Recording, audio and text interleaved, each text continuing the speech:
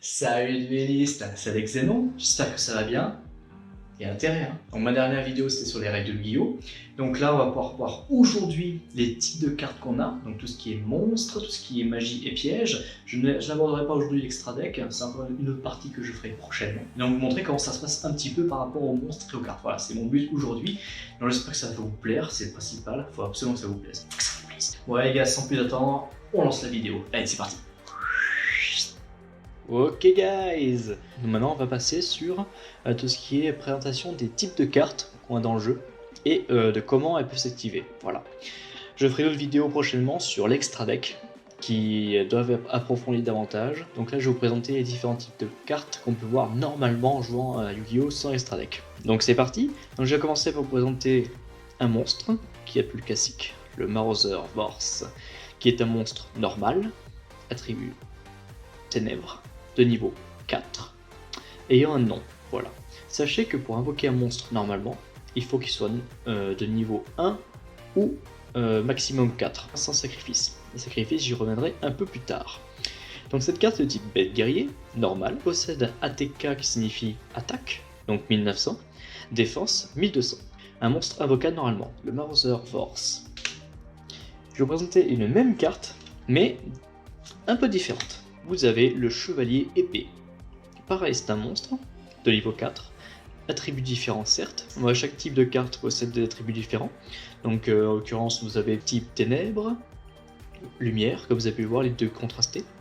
Vous avez vent, eau, feu, terre, et il existe un autre qui est unique, le divin. Alors je crois que le logo c'est divin, mais je suis pas sûr.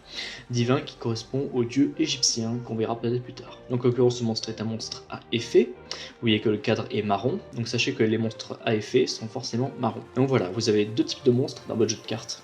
Soit des monstres normaux, soit des monstres à effet. En général, les gens utilisent beaucoup plus de monstres à effet parce que, en dehors de l'attaque, ils sont beaucoup plus intéressants par rapport à leurs effets. Celui-ci par exemple augmente son attaque si on a maximum une carte dans notre main. Donc ça va être très pratique si on veut par exemple surpasser l'attaque de celle-ci. Même si d'origine j'ai une attaque à 1600, je peux passer à 2000 et donc détruire ce monstre facilement.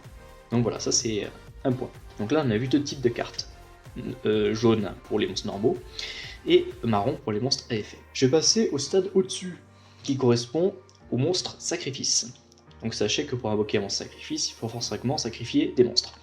Pour cela, les monstres sacrifices requièrent les invocations selon le niveau qu'ils ont. C'est-à-dire que par exemple, je possède ici présent le juge, qui est un monstre de niveau 6, terre, guerrier, normal, avec une attaque de 2200 et une défense de 1500. Donc il est de niveau 6. Sachez que pour invoquer un monstre de niveau 6, il faut sacrifier un monstre sur le terrain. Donc ça correspond à une invocation normale. Donc imaginons, si j'avais déjà invoqué ce monstre ce tour, il faudrait que j'attende le deuxième tour pour pouvoir sacrifier ce monstre et invoquer celui-ci, car il est plus puissant. Les monstres de niveau 5 à 6 requièrent une seule invocation sacrifice, donc sacrifier un seul monstre. Pour les monstres de 7 à 8, on va prendre cet exemple-là. Par exemple, Dragon Blanc aux yeux bleus, que vous connaissez peut-être tous. Dragon Blanc aux yeux bleus qui est un monstre lumière de niveau 8 à 3000 d'attaque et 2500 de défense, étant un monstre dragon normal.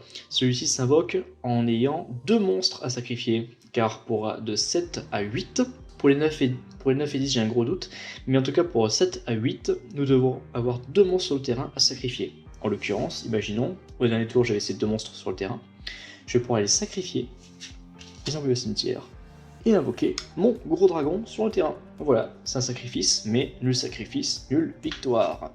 Donc vous avez l'exemple d'un monstre qui peut être très puissant et que l'on peut invoquer en requérant des sacrifices. Donc ça c'est l'exemple du dragon blanc aux yeux bleus. Je vais terminer là-dessus parce que c'est épique. Hop, vous avez l'exemple du monstre qui requiert 3 sacrifices à son actif. Donc Obélisque, le tourmenteur, dieu égyptien de Yu-Gi-Oh! Comme vous pouvez le voir, ce monstre est divin, c'est bien ça. C'est un monstre divin, bête divine, effet. 4000 d'attaque, 4000 de défense. Donc voilà, ce monstre est du niveau 10. Et dans son effet, alors oui, il faut savoir que dans un monstre, si son effet stipule qu'il faut une méthode d'invocation particulière, il faut donc respecter l'effet de la carte, et pas le mode normal ou qu'on pense d'habitude. Imaginons si ce monstre normalement requiert de sacrifices, mais son effet il stipule que je dois en avoir 3 à sacrifier pour l'invoquer. Donc là, il faut respecter les conditions de la carte pour pouvoir l'invoquer en priorité. Voilà, c'est ce qu'il faut absolument se dire. Donc celle-ci nécessite 3 cartes. Donc voilà, imaginons, j'avais ça sur le terrain. Hop. Et là je me dis, bon écoute, j'ai un monstre à 3000, à 1006 et à 1009. Est-ce que pourquoi pas, je risquerais le coup et invoquer un plus gros monstre. Zip. 3 sacrifices pour invoquer Obélisque, le tourmenteur. Voilà. Vous avez l'exemple du fait, est-ce que je sacrifie mes monstres pour invoquer un plus fort ou pas, c'est votre choix. Mais en général, c'est pour contrecarrer l'adversaire, rien ne vaut un bon dieu égyptien sur le terrain pour le contrecarrer. Maintenant, on va passer à tout ce qui est magie et piège. Et je vais commencer par les magies. Imaginons. Vous avez le Bourse des âmes. Donc vous voyez, c'est une carte verte. Jusque-là, rien de surprenant. Bon, il n'y a pas d'attaque, c'est normal, c'est une carte magique. Donc elle a juste le nom, la carte avec l'effet qui est intitulée, et vous avez juste carte magique. Donc voilà, elle est indiquée sur ça. Donc jusque-là, rien d'extraordinaire.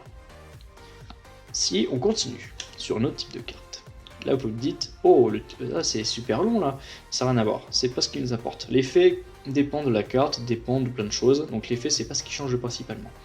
Par rapport à la carte d'avant, qu'est-ce qui change selon vous? Hop, regardez en haut à droite. Vous avez peut-être remarqué ce petit logo qui est apparu, qu'il n'y a pas sur Bourse des âmes. C'est normal. Celle-ci est une magie normale, et celle-ci est une magie continue, avec le cycle infini, c'est-à-dire qu'elle reste tout le temps sur le terrain. Cette carte magique, donc en gros, elle s'active comme ça. Vous pouvez la poser sur le terrain, et contrairement à Bourse des âmes qui s'active et qui va en cimetière, elle reste sur le terrain continu. Le type de la carte stipule que lorsque une carte magique continue est activée, elle doit rester sur le terrain tant qu'elle n'est pas détruite ou que son effet n'est pas arrivé à son terme.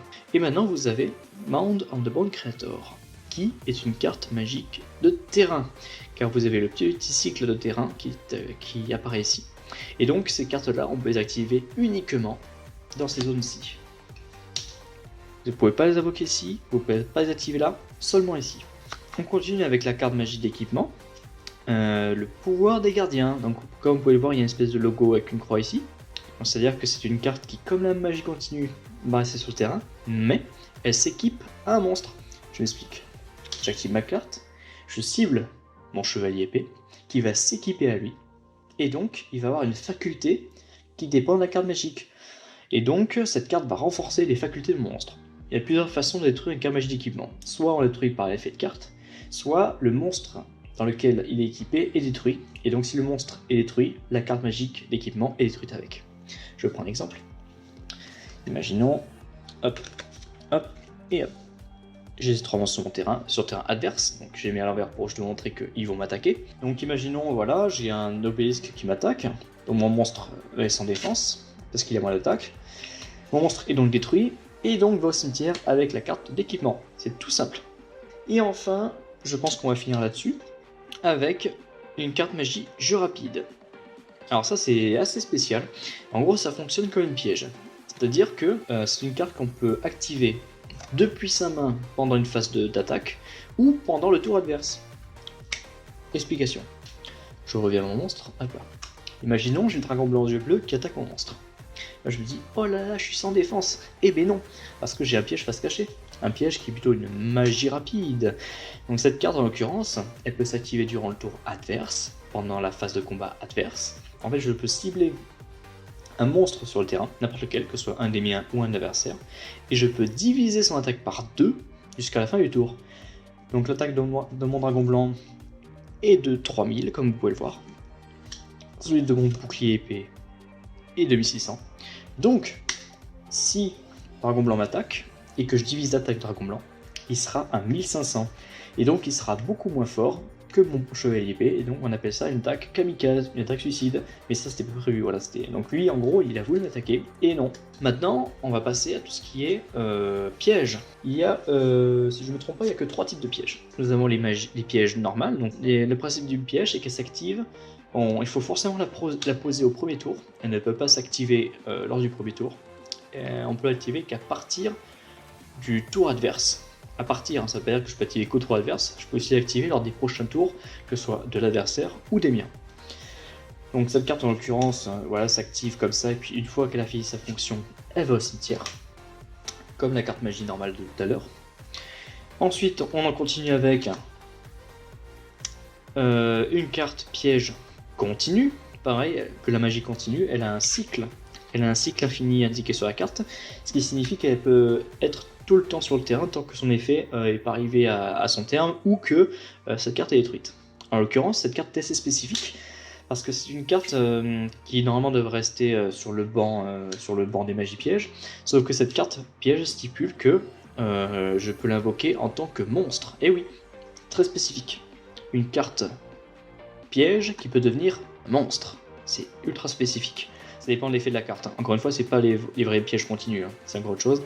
Ça stipule que lorsque je l'active, hop, je la joue en tant que monstre. Et par contre, cette zone où je l'ai activée est barrée. Ça signifie qu'elle est occupée.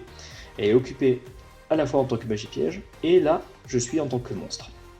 Et ça, c'est l'effet de la carte, c'est très compliqué. Imaginons qu'il n'y avait pas eu cet effet d'invocation en tant que monstre, elle serait restée ici tout le temps, et tant qu'elle ne serait pas détruite ou que son effet est arrivé à son terme, elle irait au cimetière. Et on finit avec la dernière type de carte piège, qui sont les contre-pièges. Voilà. Le sigle avec l'espèce de flécheau tourné là, c'est ce qu'on appelle une contre-piège. Ça signifie que lorsqu'une carte est activée par exemple, je peux annuler cette carte et la détruire. Contre-piège égale annulation de carte.